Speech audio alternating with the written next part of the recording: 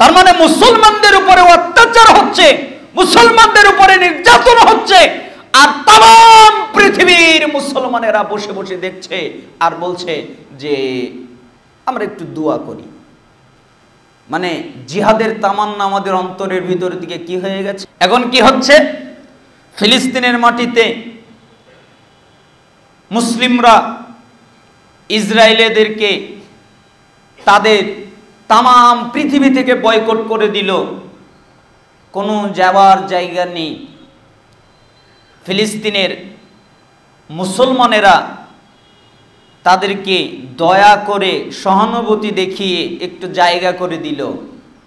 পরবর্তীতে কি করলো, তারা দখল করে মুসলমানদের উপরে অত্যাচার করছে, নির্যাতন চালাচ্ছে।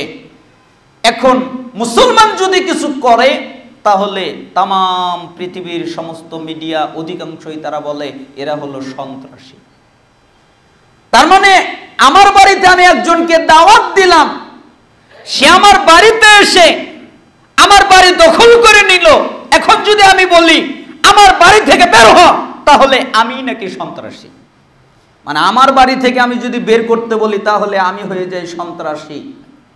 এটা হলো মিডিয়ার কারসাজি।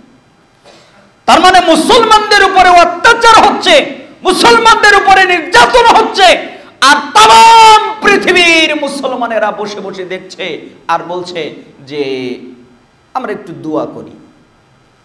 মানে জিহাদের তামান্না আমাদের অন্তরের ভিতরের দিকে কি হয়ে গেছে, মরে গেছে।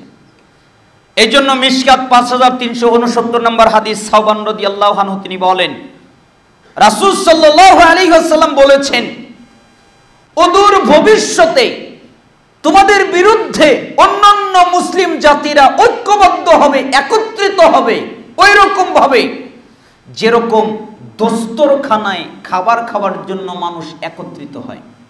দস্তরখানা দেখেন না, টেবিল বা দস্তরখানা যখন বিছানো হয় তখন চতুর্দিক থেকে মানুষ ওই টেবিলে যোগ দেয়, ওই দস্তরখানায় যোগ দেয়, চতুর্দিক থেকে মানুষ এসে বসে যায়। এরকম অবস্থা হবে। তার মানে ওই দস্তরখানাটা হলো মুসলিম আর চতুর্দিক হলো অন্যান্য জাতি। যেরকম দস্তরখানার দিকে, টেবিলের দিকে, খাবারের মঞ্চের দিকে মানুষরা একত্রিত হয়ে তারা খাবার খাওয়ার জন্য একত্রিত হয়, ঠিক তোমরা মুসলমান, তোমাদের বিরুদ্ধে সমস্ত জাতি ঐক্যবদ্ধ হবে তোমাদেরকে ধ্বংস করে দেওয়ার জন্য। তখন সাহাবায়ে কিরাম জিজ্ঞেস করলেন, ইয়া রাসূলুল্লাহ, তখন কি আমরা সংখ্যায় অল্প হব, আমরা কি কম হব, যেই কারণে আমাদের অবস্থা এমন হবে? তখন রাসূল সাল্লাল্লাহু আলাইহি ওয়াসাল্লাম বললেন, না, তোমাদের অবস্থা হবে অনেক বেশি, তোমরা বেশি হবে, কিন্তু তোমাদের অবস্থা হবে স্রোতে ভেসে যাওয়া আবর্জনার মতো। স্রোতে ভেসে যাওয়া আবর্জনা মানে ওর কোনো মূল্য নেই, ওই ইচ্ছা করলে দাঁড়াতে পারে না, ওই ইচ্ছা করলে স্রোতের বিরুদ্ধে হাঁটতে পারে না, উঠতে পারে না, আসতে পারে না, ওর কোনো ক্ষমতা নেই। স্রোত তাকে যেদিকে নিয়ে যায় ওই দিকে চলে যায়, খড়খটার মতো, ওর কোনো ক্ষমতা নেই। ঠিক তোমরা মুসলমান যারা, তোমাদের অবস্থা হবে ওই স্রোতে ভেসে যাওয়া আবর্জনার মতো, তোমরা কিছু করতে পারবে না, তোমরা দাঁড়াতে পারবে না, তোমাদের মেরুদণ্ড ভেঙে যাবে, তোমরা দুর্বল হয়ে যাবে। তখন সাহাবায়ে কেরাম জিজ্ঞেস করলেন, কেন এমনটি হবে? তখন তিনি বললেন, আল্লাহ তোমাদের কলবের ভিতরে ওহন ঢুকিয়ে দেবে। সাহাবীরা বললেন, ওহন মানে কি? তখন তিনি বললেন, হুব্বুদ দুনিয়া ওয়া কারাহিয়াতুল মাউত।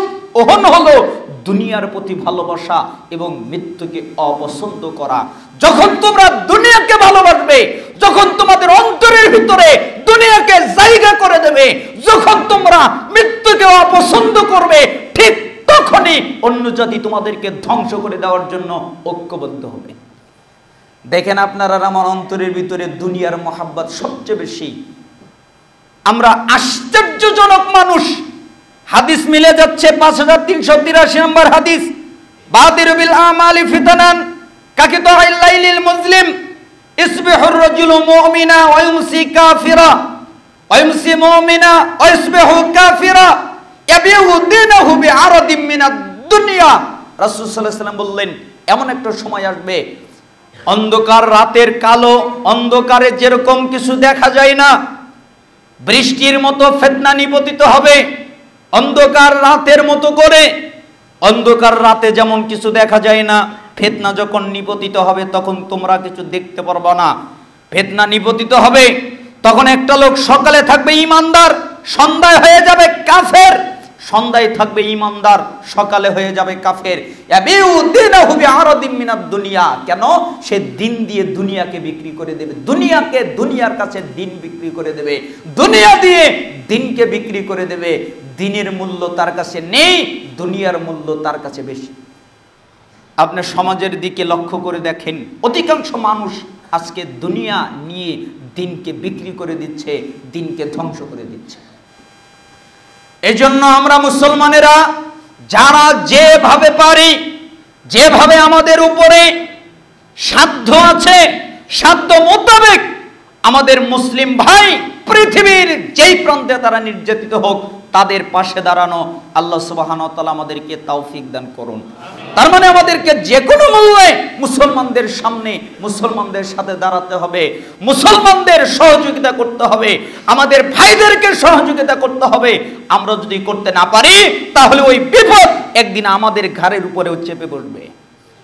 এই জন্য আমাদের জরুরি আল্লাহ সুবহানাহু ওয়া তাআলা আমাদের অন্তরের ভিতরে জিহাদের তামান্না রাখা উচিত যে আমরা হয় আল্লাহর পথে জীবন দিব, না হলে আমরা গাজী হব, না হলে আমরা শহীদ হব। আমাদের একটা তামান্না থাকা উচিত। আল্লাহ সুবহানাহু ওয়া তাআলা আমাদেরকে তৌফিক দান করুন।